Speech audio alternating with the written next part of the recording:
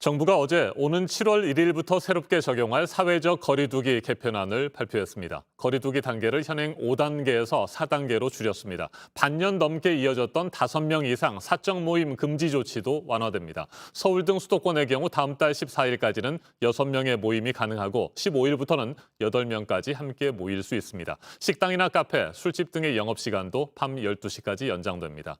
최재욱 대한의사협회 과학검증위원장 자리 함께했습니다. 어서 오십시오. 안녕하세요. 네, 정부가 지난 3월부터 거리두기 개편안 초안을 마련했습니다. 그리고 4개월 만에 이 거리두기 개편안을 시행하기로 결정을 했는데 오늘 0시 기준 국내 코로나19 신규 확진자 400명을 밑돌 것으로 예상이 되고요. 전반적으로 확산세가 이제 진정되고 있다. 이런 자신감 때문에 거리두기 개편안을 시행해도 되겠다 이렇게 판단을 했습니까? 네, 맞습니다. 시의적절하다는 표현이지만 그 전에 과학적으로 이런 감염 전파 차단 효과가 충분히 있고 거리두기 개편을 좀 완화하더라도 추가적인 감염 전파가 더 이상 확산되지 않을 것이다라는 과학적인 근거가 어느 정도 마련돼서 이렇게 조치가 나온 것입니다. 네, 백신 접종률도 30%에 육박하고 있잖아요. 이 정도면 서서히 확진자 수가 줄어든다든지 이런 효과가 나타날 수 있다 이렇게 보고 있습니까? 맞습니다. 백신 접종률 70%면은 집단 면역, 즉 네. 유행과 전파를 중단시키는 데 효과가 나타나지만 그 이전 30% 정도 백신 접종이 되더라도 천천히 감염 전파가 차단되는 효과들이 천천히 나타나기 시작해서 중단까지, 즉 이 집단 면역 달성까지 계속적 효과가 나타날 것이라는 그런 과학적 근거는 충분합니다. 네, 7월 말부터 8월 초 사이에 굉장히 급격하게 확진자 수가 떨어질 것이다. 이런 예측도 나왔는데 그 정도로 예상을 하세요? 아니면 그렇게 보기는 어렵다고 보십니까? 그렇게 어느 정도 예상은 지금 네. 충분히 가능하다고 생각합니다. 7월 말 8월 초까지만 되면 그래도 이 전체 백신 접종률이 50% 60% 이상은 이제 육박할 거거든요. 그러면은 그 효과, 즉 감염 전파 차단 효과는 계속적으로 나타나기 때문에 그런 기대는 충분히 할 수 있다고 생각합니다. 네, 그래서 7월 1일부터 사적 모임 금지 조치도 크게 완화가 되는 상황인데 그렇기 때문에 갑자기 사람들이 많이 모인다든지 쉽게 얘기해서 이제 회식도 가능한 상황이 되지 않았습니까? 그러다 보면 또 확진자가 다시 급증할 수 있다. 이런 우려도 있는 게 사실 아니겠습니까? 맞습니다. 그 점 충분하게 다시 한번 강조해야 되고요. 자율과 방역, 지속 관리 이런 부분들에서 결국 이 개인들이 마스크 착용과 위생 철저히 하는 것, 그다음에 이 관리자분들이 모임이라든지 이런 거 철저히 지켜주시는 것, 이런 부분들이 전제되지 않고 단순하게 모든 것이 완화됐다 이렇게 생각하시면 감염은 다시 언제든지 확산될 수 있다. 그런 점 분명히 국민 여러분께 좀 알아주시고 참여해 주시면 감사하겠습니다. 네, 앞서 오늘 0시 기준 400명을 밑돌 것이다. 신규 확진자 수가 이렇게 제가 말씀을 드렸습니다만 주말과 휴일에 검사 건수가 줄었기 때문에 상당히 많이 감소한 것은 사실일 것 같습니다. 그런데 주 중반에 올라가면 또 다시 증가하는 상황들이 반복이 되는데 네네. 현재 그 확진자 발생 현황에 대해서는 어떻게 평가하세요? 네, 말씀하신 대로 이런 400명대, 500명대 계속 왔다 갔다 네. 하는 이유는 결국 평형 상태죠. 늘지도 않고 줄지도 않고, 즉 지역사회 감염이 서울 수도권 지역에 있는 부분이 완전히 통제되지 않지만 이 거리두기 프로그램의 현재 수준으로 통제가 되고 있어서 이 부분이 균형을 이루고 있는 거고요. 이제 지금부터 이제 면역이 형성이 되는 부분이 증가할수록 천천히 감소하게 될 것입니다. 그래서 이 부분에 대한 것은 우리가 지금 1,000명, 2,000명이 발생한다 하더라도 네. 중환자실이나 치료 병상 수는 충분히 확보돼 있지 않습니까? 사망률은 더 이상 증가하지 않을 수 있기 때문에 통제와 유지가 관리하다. 그리고 사망률 관리도 가능하다. 그런 수준이 현재 수준이다. 그렇게 보시면 될 것 같습니다.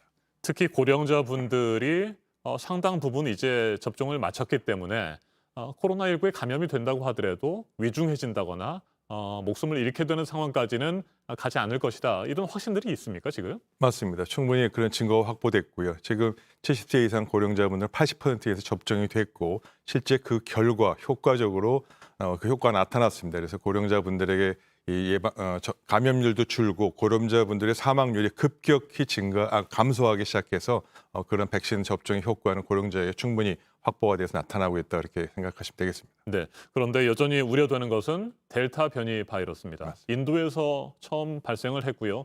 지금 영국도 마찬가지고 미국에서 상대적으로 백신 접종률이 낮은 지역에서는 이 델타 변이 바이러스가 빠르게 확산되고 있다고 하거든요. 우리나라에서도 예외는 아닐 것 같은데 이건 어떻게 생각하세요? 맞습니다. 충분히 그 점은 우려해야 되고요. 네. 조심해야 됩니다. WHO도 델타 바이러스가 전 세계 우세종이 될 거라고 분명히 경고를 어제 했고요.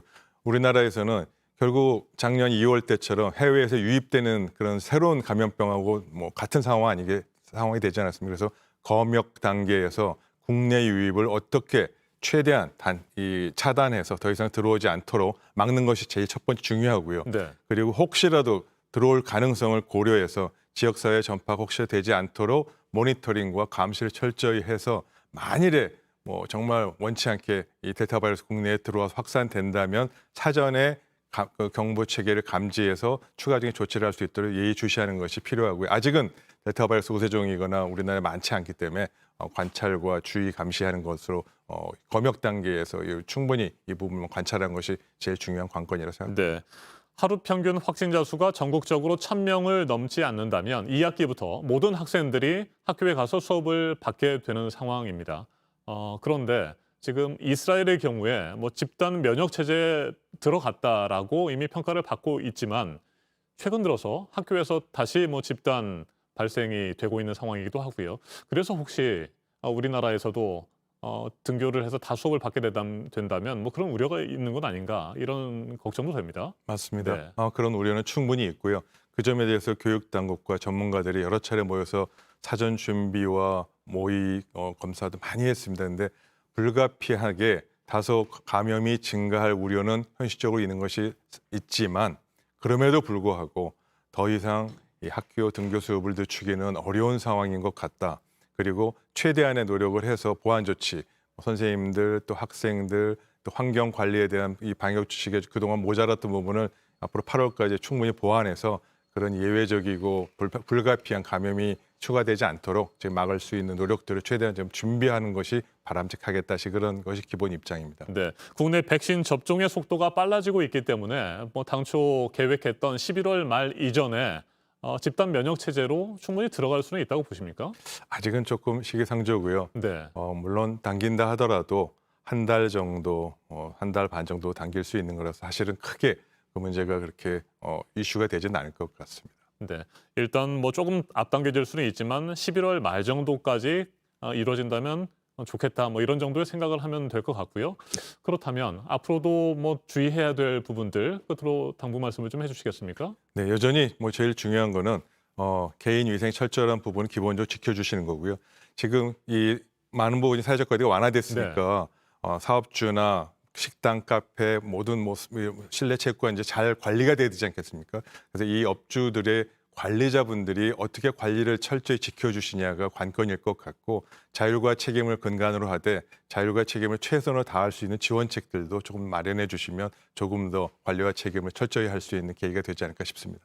알겠습니다. 뭐 지금까지 여러 사례를 보면 확실한 것은 긴장감이 떨어지면 다시 확진자는 급증하는 상황이 반복된다는 것이고요.